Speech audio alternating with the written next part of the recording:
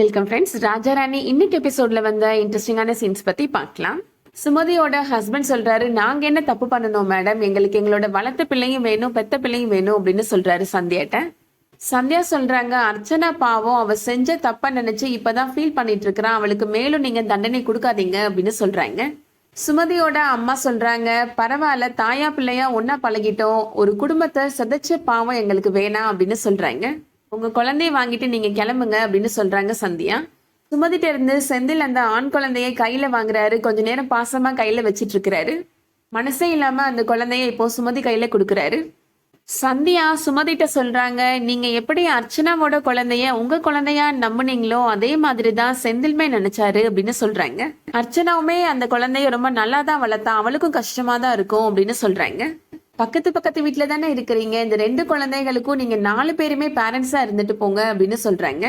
சுமதி இப்போ அவங்களோட குழந்தைய வாங்கிட்டு வீட்டுக்கு போயிடுறாங்க. அடுத்ததா எல்லாரும் போனதுக்கு அப்புறம் அர்ச்சனா அவங்க குழந்தைய சிவகாமி காலடியில போட்டு மன்னிப்பு கேக்குறாங்க.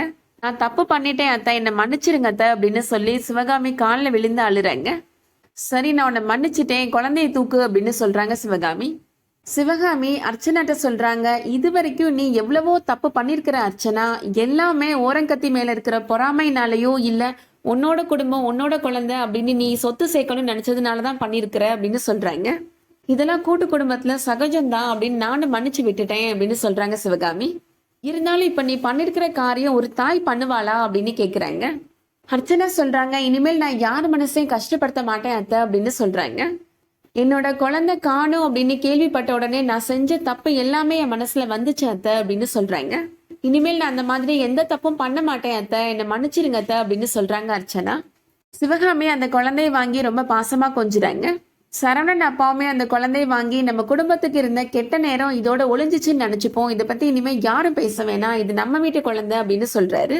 செந்தில் கையில அந்த குழந்தைய கொடுத்துட்டு, இதுதாண்டா உன்னோட குழந்தை அப்படின்னு சொல்றாரு. அடுத்ததா சிவகாமி இப்போ வீட்டுல இருக்கிற எல்லாருமே கூப்பிட்டு பேசுறாங்க. ஏற்கனவே ஆதி ஜெயில இருக்கிறான்றத நினைச்சாலே என்னால ஒருவேளை சாப்பாடு கூட சாப்பிட முடியல, இந்த நேரத்துல அர்ச்சனா இப்படி ஒரு காரியம் பண்ணி வச்சிருக்கிறா அப்படின்னு சொல்றாங்க. உண்மையை சொல்லுங்க, இன்னும் யாரெல்லாம் என்கிட்ட இருந்து எதெல்லாம் மறைச்சிருக்கிறீங்க, என்ன தப்பு பண்ணிருக்கிறீங்க அப்படின்னு கேக்குறாங்க சிவகாமி. உங்களெல்லாம் பாக்குறப்ப நீங்க ஏதாவது ஒரு தப்பு பண்ணிருப்பீங்களா அப்படின்னு சந்தேகத்தோடயே பாக்குற மாதிரி இருக்கு, என்னால சகஜமா யார் கூடயும் பேச முடியல அப்படின்னு சொல்றாங்க. சரவணன் சொல்றாரு, இனிமேல் நம்ம குடும்பத்துல அந்த மாதிரி எதுவும் நடக்காதுமா, நீங்க கவலைப்படாதீங்கம்மா அப்படின்னு சொல்றாரு.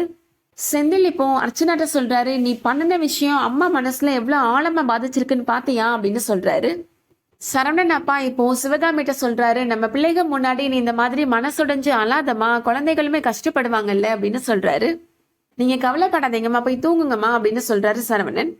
அடுத்ததா அர்ச்சனா ரூம்ல நடக்கிறத காமிக்கிறாங்க. அர்ச்சனாவோட குழந்தை அழுதுட்டே இருக்கு. அழாதடி, நான் தான் உன் அம்மா அப்படின்னு சொல்லிட்டு இருக்கிறாங்க அர்ச்சனா. செந்தில் சொல்றாரு, நீ என்ன பண்ணி வச்சிருக்கிற, நீ பண்ண காரியத்தோட சீரியஸ்னஸ் உனக்கு புரியுதா இல்லையா அப்படின்னு கேக்குறாரு. நீ பெத்த பிள்ளை வேற யாரையோ அம்மானு தேடுறான், இதை விட பெரிய தண்டனை உனக்கு கிடையாது அர்ச்சனா அப்படின்னு சொல்றாரு. எவ்வளவு பெரிய காரியம் பண்ணிட்டு இந்த வீட்டுல நீ அசால்ட்டா நடமாடிட்டு இருந்திருக்கிறல்ல, அது கூட தெரியாம இத்தனை நாளா நான் உன் கூட குடும்பம் நடத்திட்டு இருந்திருக்கிறேன் அப்படின்னு சொல்றாரு செந்தில். உன்னால நம்பவே முடியாது, நீ திங்கிற சோத்துல கூட விஷம் வச்சிருவ அப்படின்னு சொல்றாரு. அர்ச்சனா சொல்றாங்க, நான் செஞ்ச தப்புக்கு என்ன எவ்வளவு நாளும் திட்டுங்க அடிங்க, ஆனா இந்த மாதிரி விஷம் வச்சிருவேன்லாம் சொல்லாதீங்க, என்னால தாங்கிக்கவே முடியல அப்படின்னு சொல்றாங்க. இனிமேல் நான் இந்த மாதிரி தப்பு பண்ணவே மாட்டேங்க, இது நம்ம குழந்தை மேல சத்தியம் அப்படின்னு சொல்றாங்க. நீ இன்னொரு தடவை இந்த மாதிரி பண்ணேன்னா அதுக்கப்புறம் நான் என்ன பண்ணுவேனே தெரியாது, பார்க்கலாம் நீ எப்படி நடந்துக்கிறேன்னு அப்படின்னு சொல்றாரு செந்தில். அடுத்ததா மறுநாள் காலையில இப்போ பார்வதி விக்கிய பத்தின விஷயத்த சந்தியாட்ட சொல்லலான்னு வராங்க. அதுக்குள்ளேயே மகிழ் வந்து சொல்றாங்க, அர்ச்சனா அம்மாவோட அம்மாவும் அப்பாவும் வந்திருக்கிறாங்க அப்படின்னு சொல்றாங்க.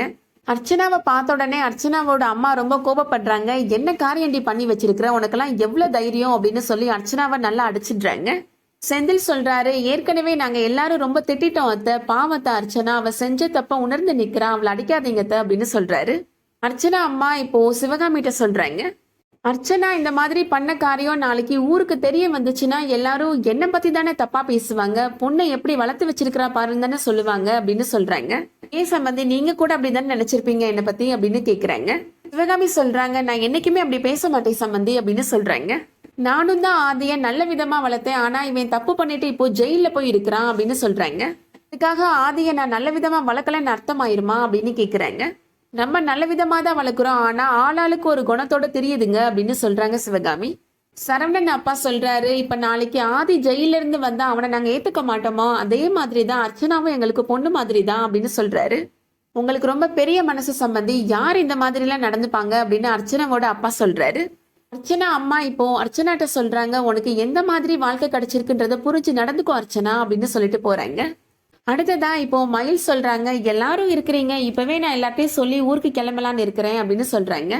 என்ன மயில, என்ன திடீர்னு ஊருக்கு கிளம்புற அப்படின்னு எல்லாரும் கேக்குறாங்க. நீங்களே சொல்லுங்கம்மா அப்படின்னு வெக்கப்பட்டு சொல்றாங்க மயில். மயில பொண்ணு பார்க்க வராங்களா, அவங்க அப்பா கால் பண்ணி சொன்னாரு அப்படின்னு சிவகாமி சொல்றாங்க. உனக்கு கல்யாணம் ஆக போதா மயிலே, கங்க்ராச்சுலேஷன் அப்படின்னு செந்தில் சொல்றாரு. பார்வதி விக்கி பத்தின விஷயத்த இப்போ இன்னும் சந்தியாட்ட சொல்ல முடியலையே அப்படின்னு வருத்தப்பட்டு இருக்கிறாங்க. அதோட இன்னைக்கான எபிசோட் முடியுது. இந்த வீடியோ உங்களுக்கு பிடிச்சிருந்துச்சுன்னா லைக் பண்ணிக்கோங்க. ரெகுலர் சீரியல் அப்டேட்ஸ்க்கு நம்ம சேனலை சப்ஸ்கிரைப் பண்ணிக்கோங்க. தேங்க்யூ.